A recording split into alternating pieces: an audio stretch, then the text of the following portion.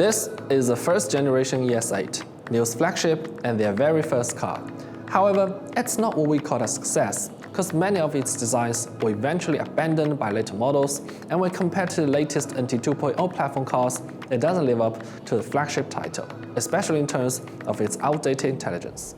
And after 5 years of waiting, the wide complaint flagship can finally fulfill its role as a true flagship. Here comes the all-new ES8.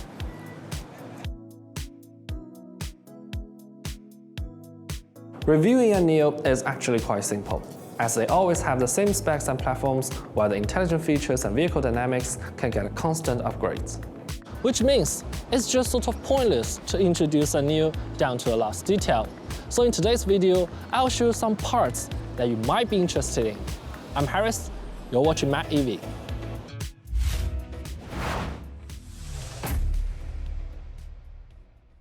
In my last ES6 review, I said that the overall design language of the ES8 is the same as the ES6. Well, precisely, it should be the other way around. And I have to say, it is much more appealing than the first gen. NIO's designers have really nailed the proportion, attitude, and aerodynamics, giving it such a grand presence at just a 1.75 meter height and a 0.25 coefficient drag. But actually, the exterior is not the focus. What truly marvelous is the second row. Since all the interesting features at the front can be found on other NIO's new cars, we start straight from the second row that saw the biggest change. Like many large SUVs in China at present, ES8 only has a 6-seat configuration, which means there are 2 separate seats in the middle. Although these 2 seats seems to be quite ordinary, once you're sitting them, you can immediately realize why this car is the flagship. The level of comfort, the actual experience of the heated, ventilated, and massage seats, as well as extensive range of seat adjustment, all represent the highest level of quality that NIO offers. But due to some limitations, there are still some flaws. First, the fixed armrest sort of obstructs my leg, which can be inconvenient. Second, as a flagship SUV that highlights both executive and family aspects, the absence of the tray table and window shades in the second row disappoints me.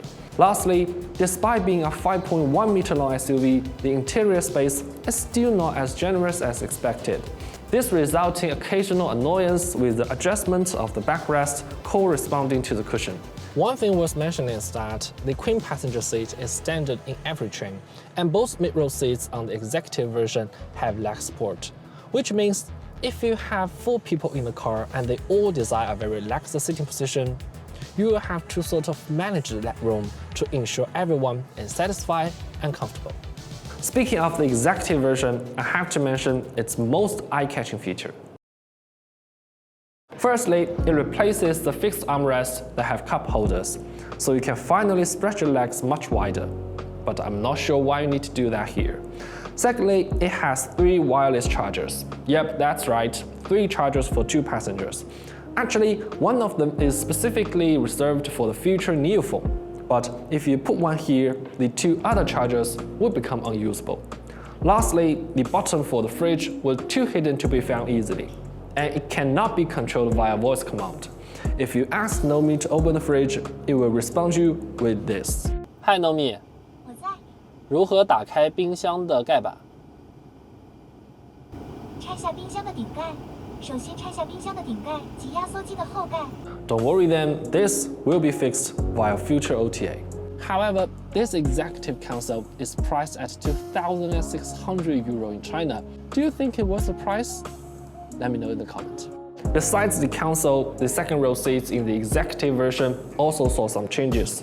For example, the storage compartments under the seats were replaced by leg supports. And because the 70cm wide aisle is now being blocked, the 2 seats got a fairly quick power folding ability for an easy access to the third row. In the original ES8, the third row was not particularly remarkable. The compact layout and basic features made it more or less an emergency space. However, the all-new ES8 finally treats the passenger in the third row as human rather than cargo. The windows are bigger, the aircon is separated from the second row, each passenger has its own 60-watt charging port, and the seats are even heated and powered. One drawback I have to mention is the armrest. I truly hope that it could switch place with the cup holder. Actually, as a 6'3" guy, I always said that a third row that I can fit in is a good third row. So with the car length just past 5 meters, the ES8 is indeed doing a great job. So you can see that there's more space for the passengers, but what about the boot? As a smart EV, the boot is not particularly special. The measurement is conventional, there's additional storage under the floor, the third row can be power folded, and the second row can be moved forward with a touch of a button, making the boot much bigger. And like most large luxury SUVs, it also has a button for lowering rear air springs for easy loading. Speaking of air suspension, let's find out if NIO can really deal with the brand's first ever dual-chamber air suspension. As I said at the beginning, it doesn't make sense to evaluate the car's dynamics right now because they are constantly being updated. But I have to mention that the comfort is surprisingly great. It offers a smooth acceleration and deceleration, giving you the leisure as if you are driving a luxury limousine with a V12 engine. The NVH is so good that I found it just sort of unreal. It's like being in a bubble cut off from the noisy outside world. But the most important thing is the air suspension. It keeps just right amount of roll feedback and eliminates all the uncomfortable movement of the car. In addition, the dual chamber can offer more lateral support in sport mode.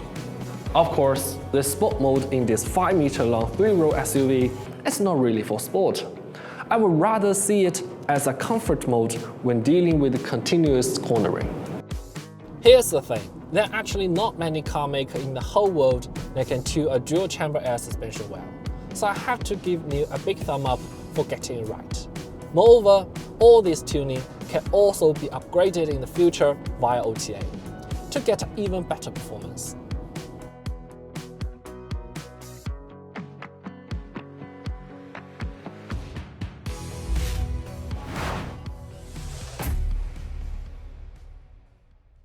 What can I do? Old car made in 52. Even looking at the global market, this ES8 is considered a rare product of this size and positioning. And if you look for a counterpart in the ICE car world, the closest one is probably the Audi Q7. However, with a similar size and a possible similar price, NIO is offering a whole lot more. A flexible layout of the seats gives us a better riding experience. A smart electric nature of the car gives us an unmatched intelligence. Even the vehicle handling, often prided by Europeans, is now becoming what NIO excels at. Not to mention the Napa leather, adaptive driving beam, 2230-watt sound system, etc. As for the range that differentiates ICE car from EV, it doesn't seem to be that much of a deal when NIO's battery swap becomes a habit. In other words, different from the Bauhaus design style of German luxury brands, the ES8 is more innovative, elegant, and sophisticated, even stepping into the territory of Range Rover autobiography. So if you want to choose a big SUV with 6 seats, would you choose this or stick to the good old-fashioned way? Let me know in the comments, and don't forget to like, subscribe, hit the notification bell, and share with your friends. After all, your support is what drives us to keep on. Thank you very much for watching. See you next time. Burning rubber as he left the light. Well, right then and there I begin to cry.